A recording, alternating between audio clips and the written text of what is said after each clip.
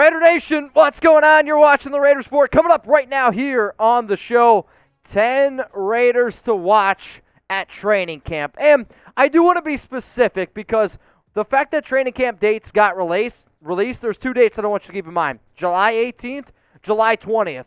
The top 10 players that you see in today's video are only for July 18th and for July 19th. We're talking about rookies, UDFAs, and quarterbacks because those are the ones getting ready to report. And, you know, you go through July, you go through June, and you talk about rumors, they're fun and all, but I am ready for real Raiders football. Like, I'm talking training camp, preseason, regular season. I want real Raiders football. And if y'all are excited to actually see some real Raiders football, yo, I want you to like this video right now because if you're not excited for this season, you need to check your pulse, man, because you need to wake the hell up. So in terms of who are some of the players that are going to be at training camp for July 18th, here right now are the four quarterbacks on the Raiders roster as it stands right now. The rookies, you got Dylan Parham, Zamir White, Neil Farrell Jr., Matthew Butler,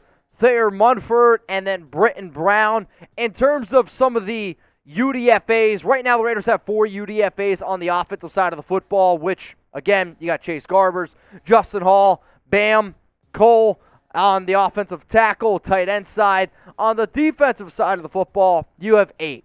Now, I'm not 100% sure if other players will report or if they are even allowed to report, but here are the players that have to show up. And if they don't show up, well, if you're a UDFA, sorry, man, it's not going to be very good news. So what I figured I would do here is this.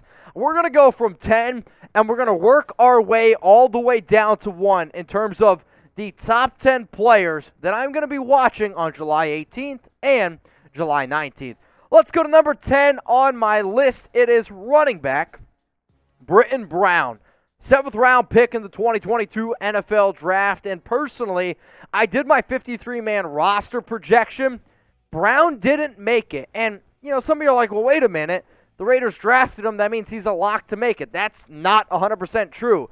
There are a lot of NFL teams out there that 7th rounder, for the Raiders, they have 2 7th rounders. They don't end up making the team. He's a big, physical runner. But he needs to learn how to read blocks better. And the only issue standing in his way right now is the Raiders have some talent at the running back position. But I am willing to see what Brittain Brown is able to do.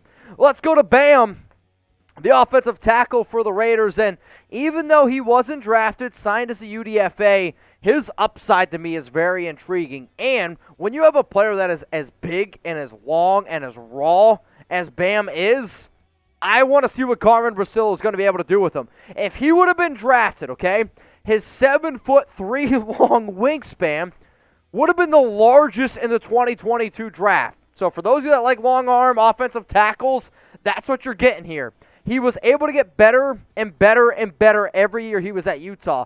Technically, he just started playing football in high school. Learned the game, was born in the UK.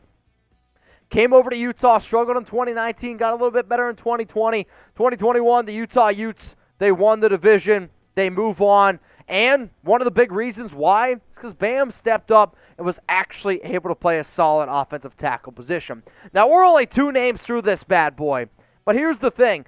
I need y'all's help, right? And I think the coolest part about Raider Nation is you guys pick me up, I pick you up. We're a family here, and the fact that 41.8% of the people that watch my shows right now are unsubscribed, it breaks my heart. And the reason why I say that is because the more subs I get, the more videos I can create, the more content I can create, and it helps me out a lot. It helps put food on my table. It helps put a roof over my head. So if you could, please subscribe. If you don't know how to subscribe, I'm looking at a bunch of the older gentlemen out there. I don't know how to do it. I don't know if I can do it. Here's how you do it. When you go to YouTube, click sign in, click create an account, then click for myself.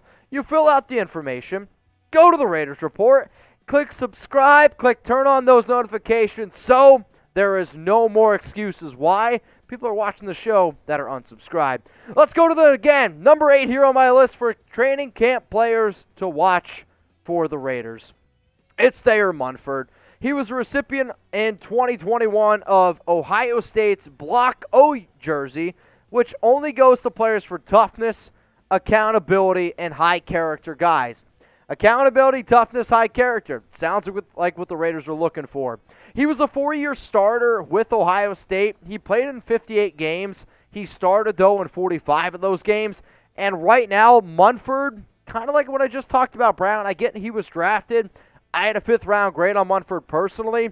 He's going to be battling for a roster spot. I had him making my 53-man as the 9th offensive lineman. If the Raiders decide to go with another player like an Alex Bars or another veteran, that could get in the way of Munford. I believe he's good enough to make the team, but I am going to have my eyes on him because I do believe in a year, 2, maybe 3 years down the road, Munford has the upside to be a starter in the NFL. At number 7 on my list, it is Nick Mullens, and you're going to see a quarterback battle because, spoiler alert, you're going to see another quarterback coming up here on the list.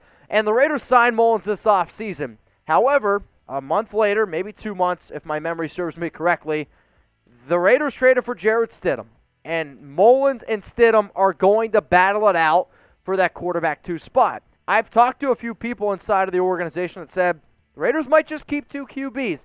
It's not the route I would go, but it could be a potential route. And for that, I need to see if Mullens can learn the offense, and if him learning the offense is going to be good enough, because from a talent standpoint, he's more talented than Jarrett Stidham. But if you're talking about a backup quarterback, if you're talking about somebody who you're going to use in practice, maybe it's more important to have someone who knows the offense, who can help out some of these other players. That way, if they get in the game with Derek Carr, they know what they're doing. Now, remember, y'all, I also make videos over on Locals. And the reason why I want you all to give me a follow, I guess, if you will, on Locals is to not only get in contact with me, but I do a lot more interactive content over there. Why?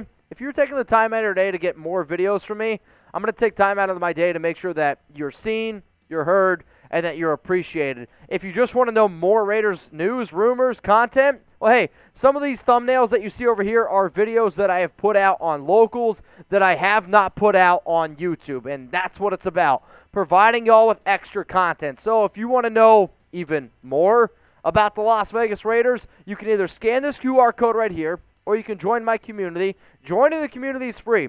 RaidersReport.locals.com. Watching my live shows, free. Exclusive videos, that's where it's going to cost a little bit of money. But hey, I need to put food on my table, right? RaidersReport.locals.com. Let's go to number 6 on my list for training camp players to watch, and it's quarterback Jarrett Stidham. I was told by a source, and this is 2 months ago, that Nick Mullens is clearly more talented than Jarrett Stidham. Now, this is all the way back to OTAs, all the way back to minicamp. However, Stidham is probably still going to have a better understanding of the offense as it stands right now. And that's simply because he's played in Josh McDaniels' system. He has played under this regime before. But the quarterback 2 battle is absolutely going to be a battle that I watch because it matters. I hope that Stidham and Nick Mullens never step on the field. I hope. It never happens. But the QB2 position is a very important one. So who do y'all think is going to be the backup QB? Because this is actually one of the debates that I see very split on Twitter, on Instagram, amongst other Raiders content creators, that there's a lot of guys think it's Jarrett Stidham. There's a lot of guys that think it's Nick Mullens. I think Nick Mullens is more talented, but I also understand that Stidham knows the system better. So type 3 for Jarrett Stidham, type 9 for Nick Mullens, who's going to be Derek Carr's backup. Let's now get into the top 5 here. I got Matthew Butler, defensive tackle of the Raiders. And when I watch his film, I like his ability to fit in Patrick Graham's system because he can play as a 1-gapper, he can play as a 2-gapper, as a defensive tackle on the line. Also, Butler's tape against Alabama to me, very impressive. I was a little bit underwhelmed against his tape against Georgia, but a lot of times when I look at some of these SEC players, I want to see how they do up against Alabama. How do they do up against Georgia? Why? Because those are NFL, that's talent at the NFL standpoint. And if you watch his tape against Bama, you're going to be impressed. I will say he's got really good effort. He never gives up. And for those type of players, I will always root for. He needs to get a little bit thicker on the bottom side, which I'm hoping, Gruden can help him do that. We're talking about Gruden's son here. He's still a strength and conditioning coach. But I'm hoping if he bulks up a little bit, he can really turn into a solid player. He did have 5 sacks last season for the Volunteers. At number 4, and this one is, kind of a duh, but it's also, I just want to see more of what Derek Carr is doing as a leader. He's obviously the starter, but I want to see how he continues to grow. This is a new regime, okay? And this is Derek Carr's football team. I also want to watch Derek in terms of how much I can learn from other players. Is he the most important player showing up to training camp between the rookies, UDFAs, quarterbacks, hell, every other player on the team? Yes. But the reason why I'm watching Derek is because I want to see who DC talks about. I want to see if DC's able to pick up this new offense, and I'm hoping that from Derek's interviews or from hearing the little tidbits, I learn more from other guys or about other guys more than Derek.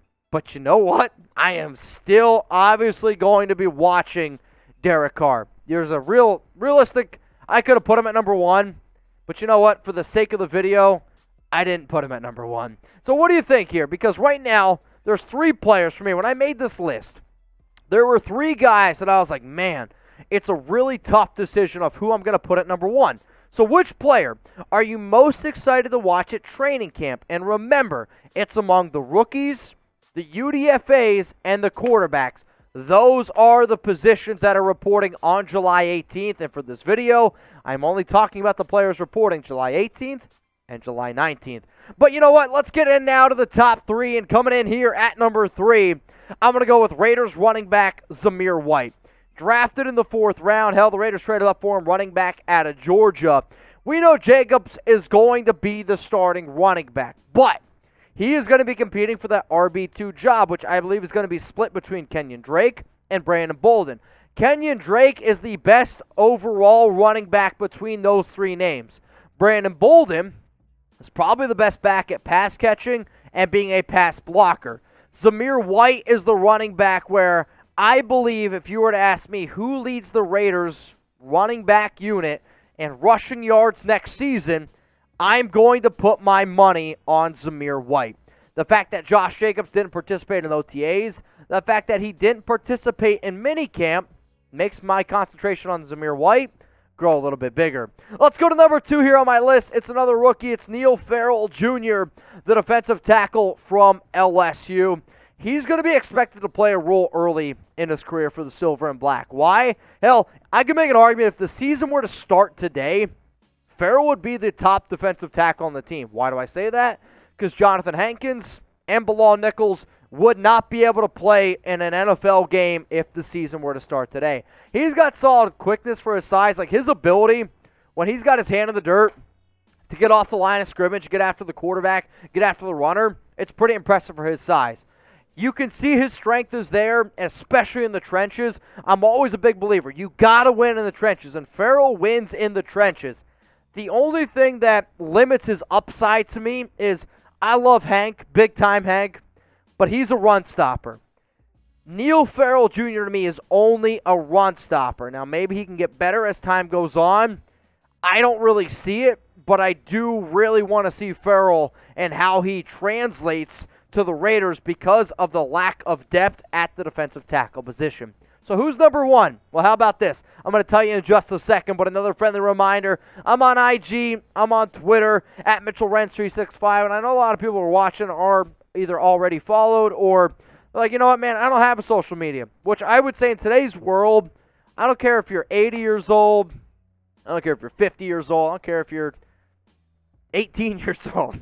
You should have social media. And the reason why you should have it is not only stay up to date with what's going on with your own personal life, your family, your friends. I mean, shit, being at the wedding I was at this past weekend, seeing all those guys was really, really cool. But I also like being able to follow up with a lot of my college buddies. On top of that, you should know a lot of content. And I'm going to give you guys a lot of Raiders content on my social media.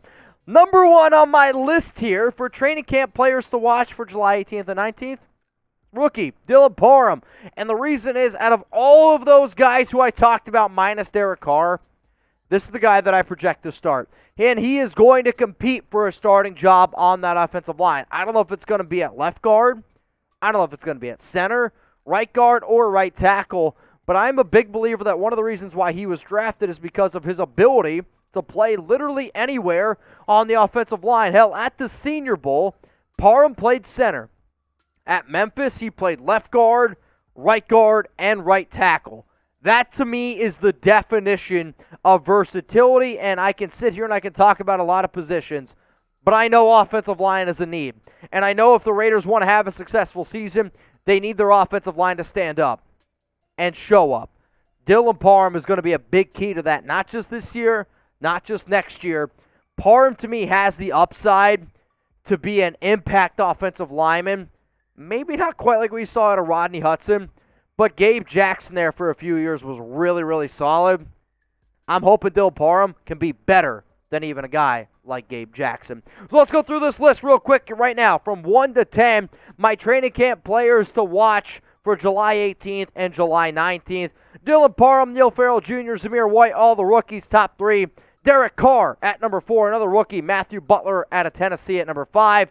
Jarrett Stidham, Nick Mullens, quarterbacks at 6 and 7. Thayer Munford, Olaseni, and Brittain Brown. They're going to round out our top 10.